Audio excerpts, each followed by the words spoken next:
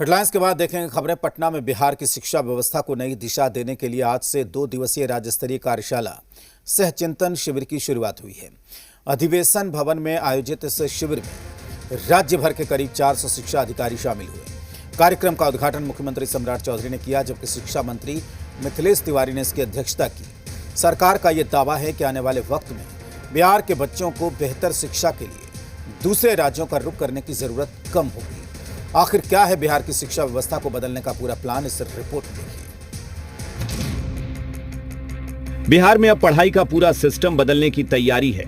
स्कूलों में बेहतर इंफ्रास्ट्रक्चर, पढ़ाई में तकनीक और एआई का इस्तेमाल, रात में भी ऑनलाइन शिक्षक से 1-to-1 पढ़ाई और परीक्षाओं को पेपर लीक से मुक्त कराने के लिए हाई लेवल कमेटी।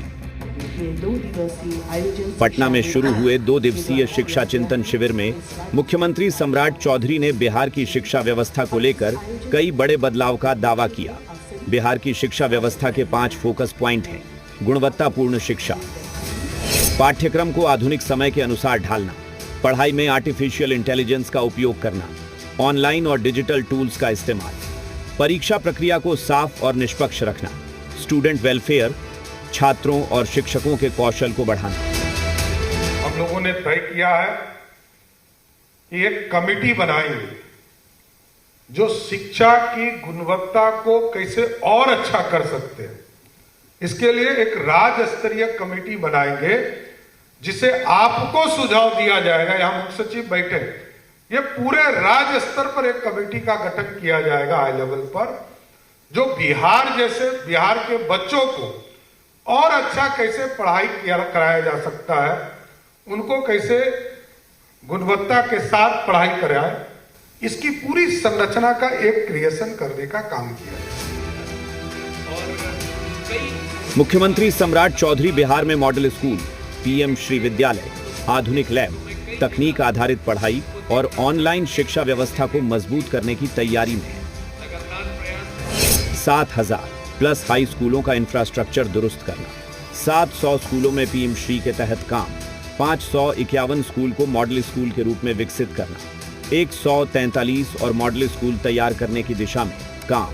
पूरे बिहार में 1001 मॉडल स्कूल का लक्ष्य, यानी सरकार का फोकस सिर्फ स्कूल की बिल्डिंग और इंफ्रास्ट्रक्चर तक सीमित नहीं है। अब पढ़ाई को तकनीक से जोड़ने की तैयारी है। मुख्यमंत्री के मुताबिक गरीब परिवारों के बच्चों के लिए 15 अगस्त से नई ऑनलाइन व्यवस्था शुरू करने की तैयारी है। इसके तहत छात्र जरूरत पड़ने पर रात में भी ऑनलाइन शिक्षक से 1-to-1 पढ़ाई कर सकेंगे। रजिस्ट्रेशन ओटीपी आधारित होगा और पूरी व्यवस्था की निगरानी की जाएगी। जहां नीट की तैयारी से लेकर जेईई की तैयारी तक, और अब तो इससे भी बढ़कर हम लोगों ने कहा, क्योंकि गरीब बच्चे जब घर जाते हैं, आपके जब शिक्षक पढ़ाते हैं और जब घर जाकर उनको किसी तरह का कोई प्रॉब्लम क्रिएट होता है, तो यहां विद्यालय परीक्षा समिति के अध्यक्ष बैठे हैं, इन लोगों ने तैयारी किया है कि हम 15 अगस्त से लॉन्च करेंगे और रात के 11 बजे भी शिक्षक की जरूरत पड़ेगा तो ऑनलाइन उसको पढ़ाने का काम, सीधा 1-to-1 पढ़ाने का काम हमारी व्यवस्था करने जा रही है। सरकार मैट्रिक, इंटर, कॉलेज और शिक्षक भर्ती परीक्षाओं के साथ बीपीएससी समेत दूसरी परीक्षाओं को सुरक्षित और पारदर्शी बनाने के लिए हाई लेवल कमेटी बनाएगी। प्रश्न पत्र लीक जैसी घटनाओं पर रोक लगाने के लिए तकनीक का इस्तेमाल बढ़ाने और छात्रों की शिकायतों के समाधान के लिए विशेष व्यवस्था तैयार करने की बात कही गई है। पहले चैलेंज है मैट्रिक का परीक्षा कराना, इंटर का परीक्षा कराना। हमारे लिए चैलेंज है कॉलेज के परीक्षा कराना। हमारे लिए टीचर्स की बहाली होती है, उसकी भी चिंता होती है, बीपीएससी की चिंता होती है।